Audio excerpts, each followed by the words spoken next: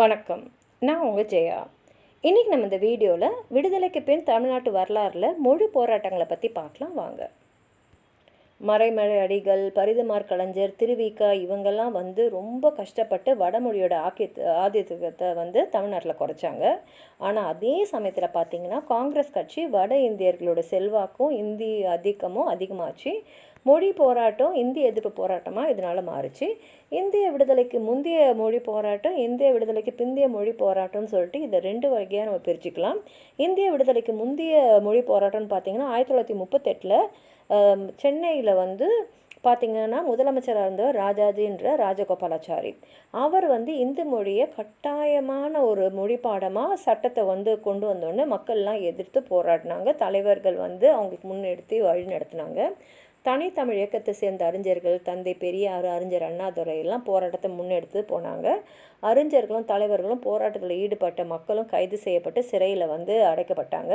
பெரியாருக்கு ஓராண்டு சிறை தண்டனையும் அண்ணாதுரைக்கு 4 மாத சிறை தண்டனையும் இருந்தது. 2 பேரும் ஒரே சிறைச்சாலையில் தான் இருந்தாங்க.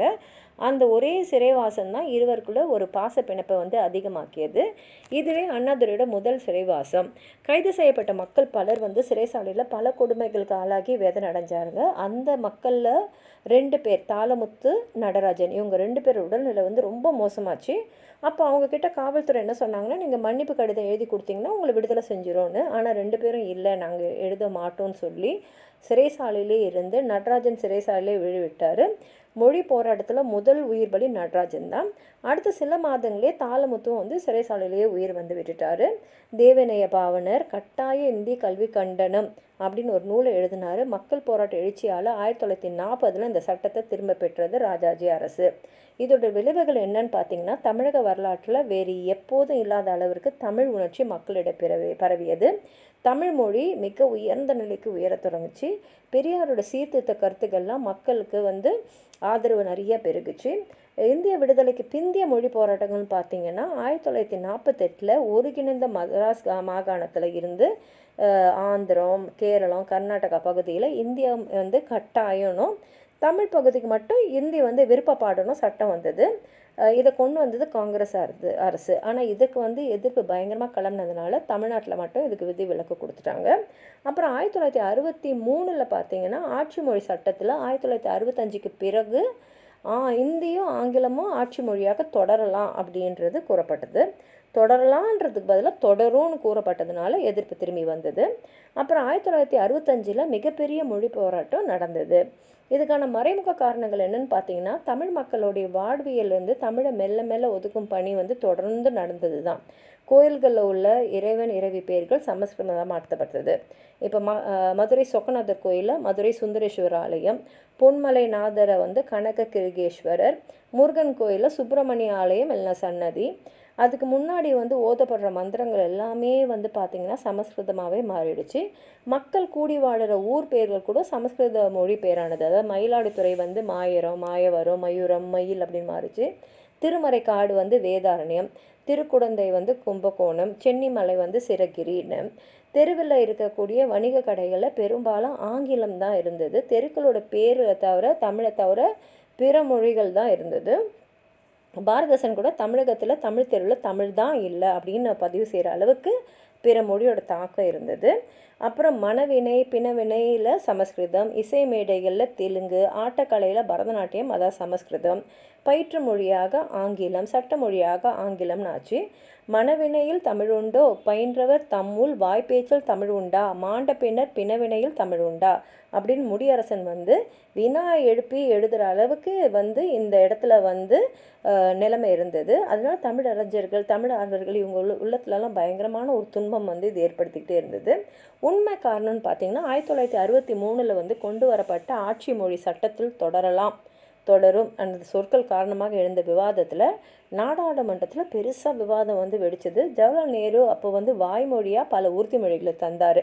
ஆனால் அவர் மறைஞ்சிட்டார். அவருக்கு பின்னாடி லால் பகதூர் சாஸ்திரி மாற்றம் எதுவுமே செய்யாமல் சட்டத்தை நிறைவேற்றினார். அது மாத்திரம் இல்லாமல் மும்மொழி திட்டத்தையும் கொண்டு வந்தார். தமிழ்நாட்டில் அப்போ பக்தவச்சலம் முதல்வராக இருந்தபோது இந்த மும்மொழி சட்டம் வந்து கொண்டு வரப்பட்டது. இந்த போராட்ட நிகழ்வுகளில் ஒரு சில விஷயங்கள் பார்த்திங்கன்னா, இந்திய அரசு தந்த காலக்கெடு வந்து ஜனவரி 6, 1965 தான். இந்த காலம் நெருங்க போராட்ட உணர்வு ரொம்ப அதிகமாகிடுச்சு. தமிழ்நாட்டில் திமுக வந்து தலைமையேற்று இந்த போராட்டத்தை நடத்துச்சு. தமிழ்நாடு முழுசுலையும் பார்த்திங்கன்னா வன்முறை, தீ வைப்பு, இந்தி எழுத்தை வந்து தார் வச்சு அழிக்கிறது, தர்ணாக்கள், ஊர்வலங்கள் இதெல்லாம் தொடர்ந்து நடந்தது. காவல்துறையும் எச்சரிக்கை, தடியடி, கண்ணீர் புகை, குண்டு வீசுறது, துப்பாக்கி சூடுன்னு பல செஞ்சுது. கிபி 1965 பார்த்திங்கன்னா குடியரசு தினத்தை கருப்பு தினமாகவே கொண்டாட திமுக அழைப்பு விடுத்தது. இந்த போராட்டத்தில் கல்லூரி மாணவர்கள் அதிக அளவில் பங்கேற்றிருந்தாங்க. இந்த மாணவர்களோட இந்திய எதிர்ப்பு பேரணி நாள்தோறும் நடந்தது. போராட்டம் வந்து மாணவர்கள் போராட்டமே மாறி போச்சு. அண்ணாதுரை, கலைஞர் கருணாநிதி, மதியழகன், நெடுஞ்செழியன் இந்த மாதிரி அரசியல் தலைவர்கள்லாம் கைது செய்யப்பட்டாங்க. காளிமுத்து, காமராசன், விருதுநகர் சீனிவாசன் போன்ற மாணவர்களும் கைது செய்யப்பட்டாங்க. மதுரையிலும் சென்னையிலும் நடந்த போராட்டங்கள் அதிகமாச்சு. சிதம்பரம் அண்ணாமலை பல்கலைக்கழக மாணவர்கள் தீவிரம் காட்டினாங்க. கீழப்பழுவூர் சின்னசாமி, கோடம்பாக்கம் சிவலிங்கம், விருகம்பாக்கம் அரங்கநாதன் இவங்கெல்லாம் வந்து தீ குடித்தாங்க. கீரனூர் முத்து போன்றவர்கள்லாம் இறந்தே போனாங்க. சிவகங்கை ராஜேந்திரன் போன்றவர்கள்லாம் காவலர்களுடைய துப்பாக்கி சுற்றுக்கு பலியானாங்க. இந்த மாதிரி நூற்றுக்கணக்கான பேர் வந்து அவங்க உயிரை இழந்தாங்க. இதனால் வேதனைப்பட்ட அண்ணாதுரை இந்த போராட்டத்தை திரும்ப பெறுவதாக அறிவித்தார். ஆனால் மாணவர்கள் வந்து தொடர்ந்து இந்த போராட்டத்தை நடத்திட்டு இருந்தாங்க.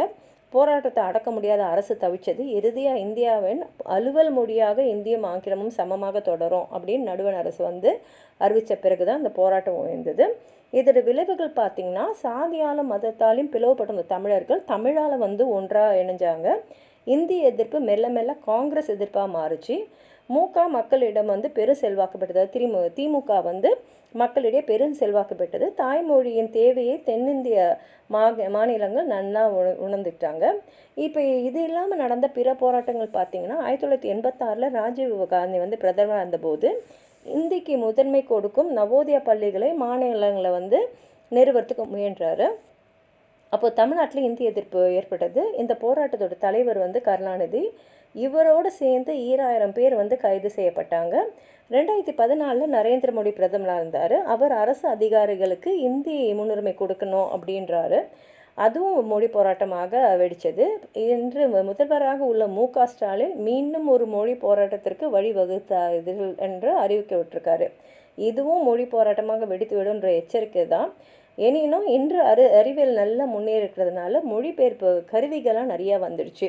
இப்போ அவங்கவுங்க தாய்மொழியிலே பேசலாம். இப்போ நாடாளுமன்றத்தில் உறுப்பினர்கள் கூட அவையில் வந்து அவங்க தாய்மொழியிலே பேசினா அவங்களுடைய பேச்சு வந்து உடனுக்குடன் எந்திரங்களால் மொழிபெயர்க்கப்பட்டு அனைத்து உறுப்பினர்களும் கேட்க வகையில் வந்து வாய்ப்பு இருக்குது. அதனால் இந்த காலகட்டத்தில் இந்தி திணிப்பு வந்து தேவையற்றதாக இருக்கிறது.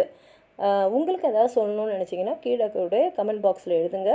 இந்த வீடியோவை லைக் பண்ணுங்கள், உங்கள் ஃப்ரெண்ட்ஸோடு ஷேர் பண்ணுங்கள். சப்ஸ்கிரைப் பண்ணாதவங்களாம் ப்ளீஸ் சப்ஸ்கிரைப் பண்ணி சப்போர்ட் பண்ணுங்கள். நன்றி.